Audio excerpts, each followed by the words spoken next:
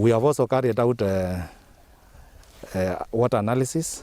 We have sampled 100 meters upstream from the confluence of the Mafoko treatment works and 100 meters downstream, so that we can be able to compare the quality of the samples taken. And the analysis will be able to inform us the quality of that water. The kind of what we are appealing to the public, members of the public and the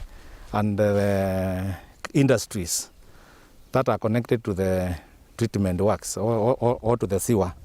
We are appealing to them to carry out, to ensure that they undertake analysis and also put up, install treatment works before they release their effluent to the sewer.